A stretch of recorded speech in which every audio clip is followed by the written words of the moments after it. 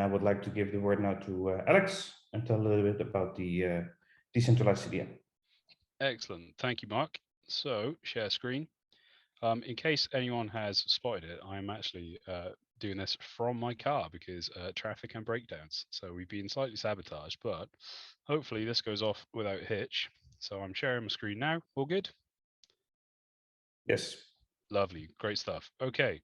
So decentralized CDN, fact or fiction. I'm going to stop my video. So this is essentially this is ReThink TV's latest forecast. Last year we looked at multi-CDN, and this year we wanted to examine decentralized CDN. And the sort of topic here is this a fact or is this fiction? And if I can jump forward, yep. So definitions, we've got public CDN, and for the purpose of our forecast, we're only interested in video workloads.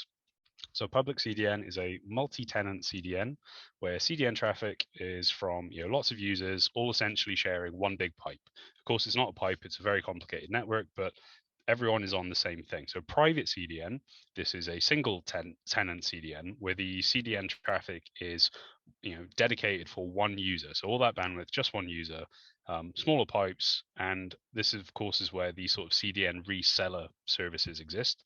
A multi-CDN deployment or a multi-CDN user is when we have a user that is using more than one type of CDN.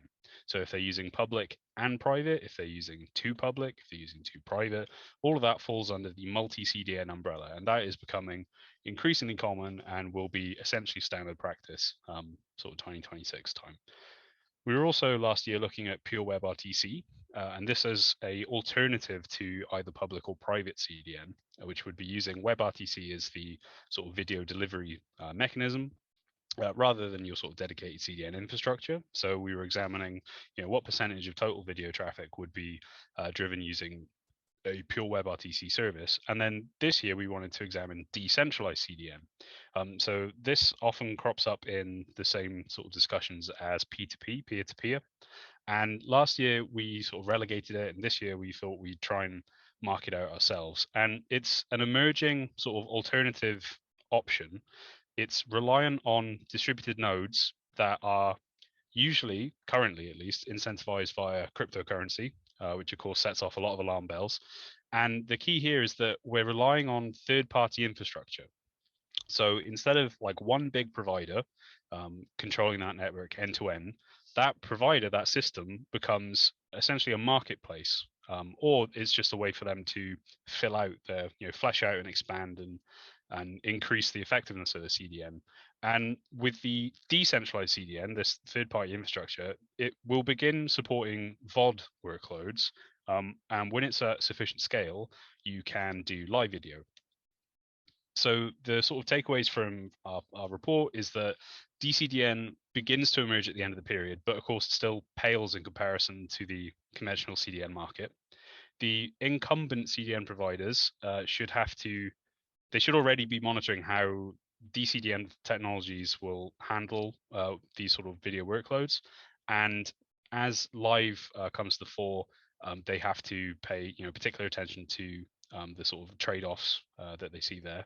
And then the DCDN is part of the wider Web 3.0 trend, which I'll explain in a minute, but we're moving from centralized cloud computing workloads into this distributed cloud computing and edge compute and AI and all this stuff. Like that is part of this wider trend. So CDNs will they'll follow suit.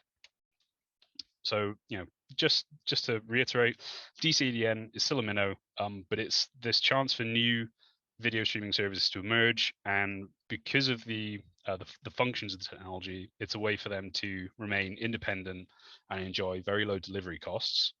And the sort of to put some volume to this, it's 115 exabytes of data in 2026, and the initial focus is on video streaming services, but later on, I think they begin to encroach into our kind of traditional, other CDN functions.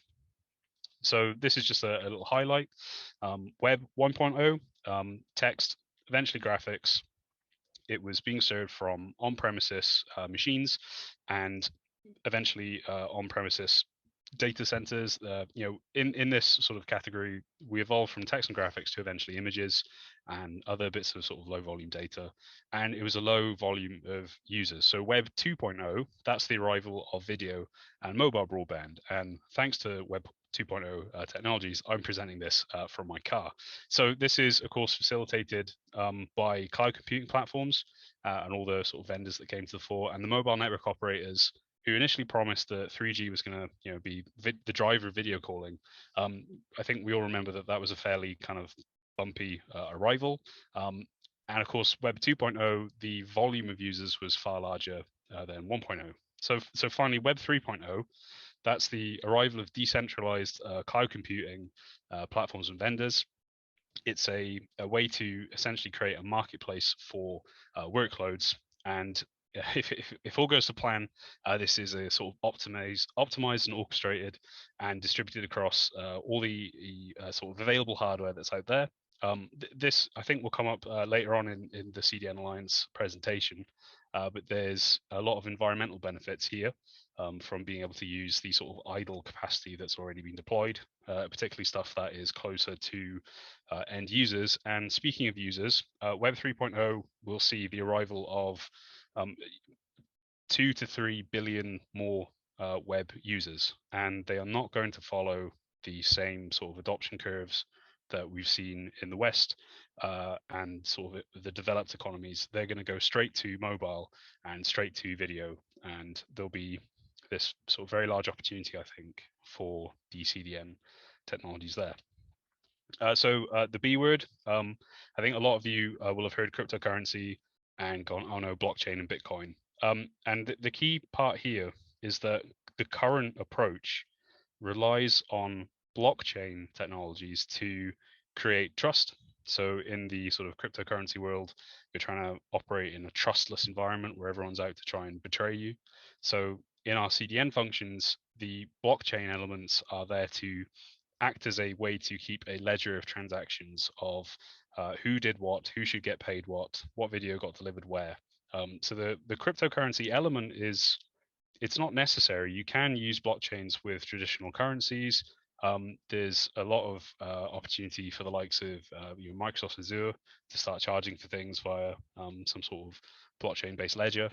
But in the background, any startup that's coming into this space is going to have to deal with a bunch of venture capitalists who've had their fingers burnt already. However, you just have to skim a few headlines. You can see that the enthusiasm for this sort of technology is still massive, but they have to be sort of wary of rubbing investors up the wrong way. So you don't really need the blockchain stuff, but it's a great tool for this particular sort of job at the moment. And the blockchain is the behind the scenes sort of stuff that's doing the accounts and users and keeping track of entries in the ledger effectively. But the actual video delivery at the moment, heavily WebRTC. So you're not actually using blockchains to deliver video. Most people take a very dim view of that. There are a couple of holdouts who are adamant that you could use an actual blockchain to stream video, but it's a bit weird. So this is a bit of context. The graph on the left is internet traffic by region, and here you're just seeing that it's increasingly trending upwards. This is moving from about 3,156 exabytes in 2021 up to 12,813 in 2026. That is about a 30% compound annual growth rate. And for video traffic, as a sort of percentage, it shifts from about 69% to 77% of the total by the end of the period. So this is the background. We already saw that the existing CDN infrastructure sort of buckled when we had the sort of height of the pandemic and lockdowns. So it's worth bearing in mind that even though these curves are just trending upwards, it's not smooth sailing. There's some frantic paddling of those duck feet below the surface of the water. And this is the multi-CDN shift. I appreciate this background's a bit light, but that grey line at the bottom, that's pure WebRTC. So you're seeing it as a sort of a fraction of the others, but it is growing stronger than the others. So our kind of view from the multi-CDN perspective is that public CDN, it's still important, but multi-tenant becomes less attractive. private CDN is driven by demand in emerging markets, so predominantly Latin America and APAC, where the public CDN offerings are less mature, so it's easier and more viable to go with a private CDN approach. And by that sort of track, pure WebRTC, it becomes a viable alternative to both private and public CDN, and it's more attractive in those developing markets because of the lower sort of price points. And the sort of total growth keeps growing until Web 3.0 properly arrives. But I mean, that point is 15, 20 years down the line, really. So this is our CDN revenue global. And again, this is just for the video slice of it. 8.45 billion in 2021, up to 36.49, CAGR of around 25%. Private CDN is more resilient on the pricing front, and we can see that pure WebRTC has an uptick at the end, and that's due to the sort of the arrival of live video consumption sort of at scale down the line. And with that, hopefully I've kind of set the stage. And here we have decentralized CDN, and you'll note that these graphs look very different to the others. These are more like our kind of exponential curves. And again, this is 115 exabytes. So it's a fraction of total CDN traffic. But you will see in the graph on the right that the non-live, which is that orange line, was tracking ahead of live. But from 2025, we would expect that's when the sufficient volume of nodes kicks in, and that's when properly streaming live video across DCDN is viable. So that happens towards the end of the period. You need enough nodes in place, and it's just going to take time. And because we see this in sort of AVOD and what we were calling long form social media and gaming, live video becomes more and more important.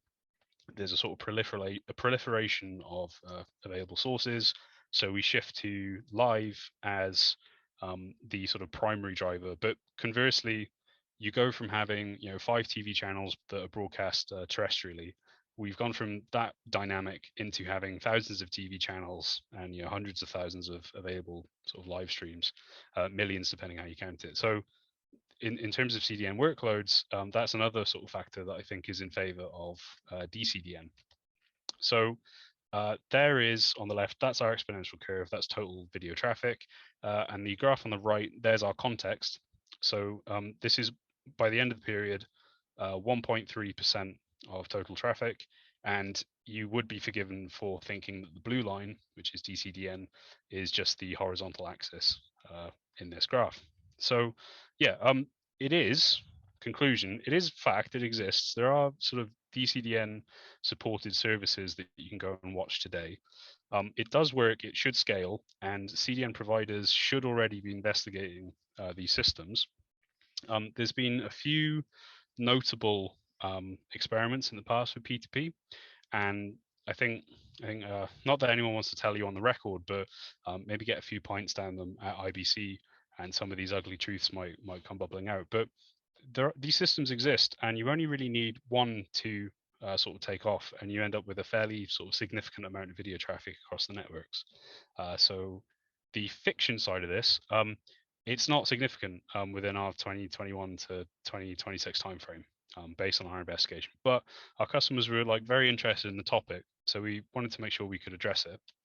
And this is the background. So like we spent a lot of time looking at pay TV, and on the left you're seeing these sort of households, and you can see that broadband homes in green passes the pay TV households 2020. Like that's already happened. And the graph on the right is our breakdown by region. But pay TV households are just declining through the period. People are still watching more and more video, so obviously they're watching it from somewhere, and we need to be able to deliver it. So this is just a methodology. We speak to a lot of people, basically. It's not that interesting. But yeah, lots of off-the-record discussions, and then those get applied to sort of data we collect. This is us, of course, so ReThink Technology Research. My contact details are there if you want to reach out and chew the fat afterwards. And it was ReThink TV is the service. And I think here we'll go to audience questions. So I'm going to put my video back on. Hopefully, there we go. Mark, you jumping back on? Shall I stop screen sharing? Yeah, just stop the screen share, that's fine. Lovely, right, stop share, there we are. Good. I got one question in here from the audience. So the question is here: what are the video-centric multi-CDN options in the marketplace? Are they compatible with decentralized CDNs? So is there already a relationship between DCDN and multi-CDN? Did you have any? Yes, there's not at a commercial scale, but by our sort of definition, like our view of it is that in the very early days, you would have turned to a public CDN provider if you're a streaming video service.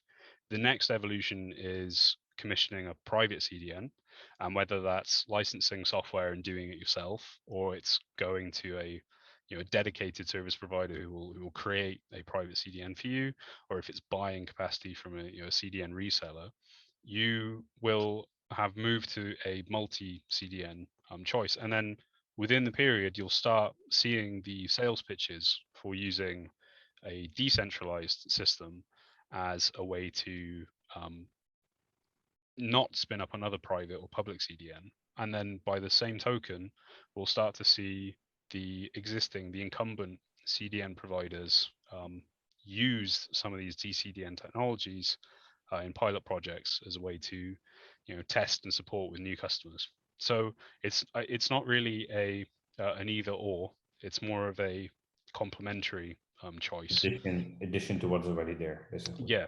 So it's not so much that every new DCDN deployment comes at the expense of a multi CDN. It's more just that it's an alternative way to deliver video, and it makes a lot of commercial sense in very sort of price sensitive markets.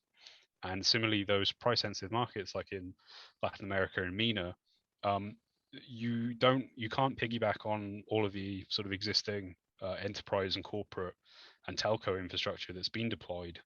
It's not the same, and I don't think we'll see things like multiple AWS centers deployed in North Africa or sub-Saharan. Like it'll be a different approach. And the nice thing about the DCDN stuff is that there's a much lower barrier to entry. So I think it's pretty compelling from that perspective. Yeah. Another question I hear, if you look at the graphs, you saw an exponential growth in CDN traffic in general, and still a relatively low number in DCDN.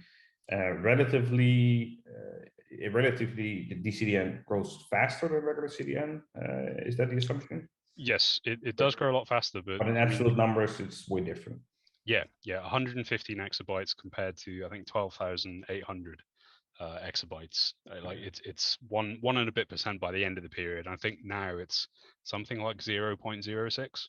Okay. So it's very small, but it is growing quickly. But the background context is just that the amount of video that people want to watch is just always ticking upwards, and it's not slowing down, and it's already a problem for some of these incumbent CDNs. So a few of them will be very interested in trying to offload some of that traffic via a DCDN option, I think. Good.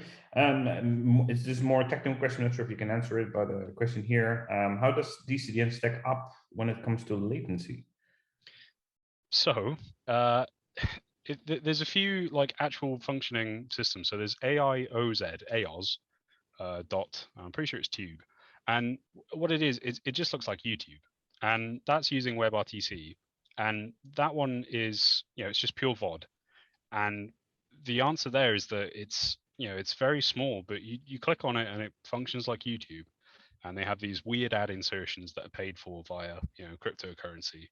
But as a technology, like that's already live and it works, and you wouldn't really notice that it was DCDN from the sort of consumer, the customer view.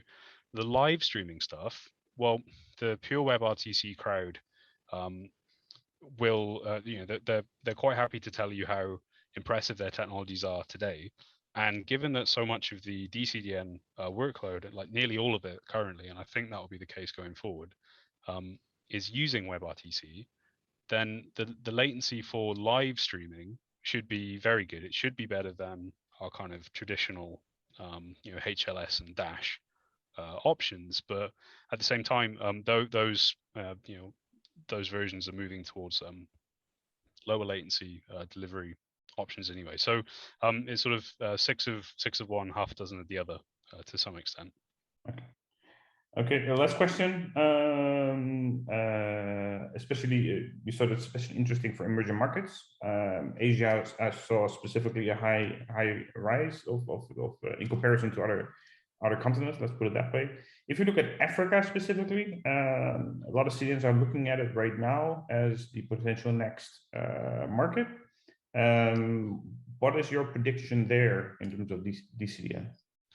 In Africa in particular, there's way less fixed line broadband delivery, so far fewer broadband homes, and that means that most I would say most of the consumption will happen on mobile, and to that end, in Western Europe or North America, your DCDN users are going to be accessing over fixed line, and those sort of networks are a lot more kind of open, I would say. So it's easier to do DCDN there. In markets where it's mobile first, you're reliant on the mobile network operators to implement these functions.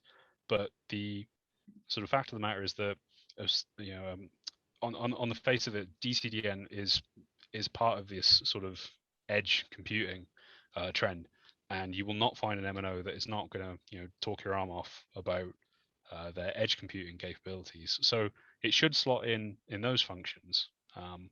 But that's I think that's the biggest fundamental difference, is that the emerging markets are, I think at some point they will catch up on fixed line penetration. But the more comparable thing there will be things like fixed wireless access and sort of millimeter wave 5G and whatnot.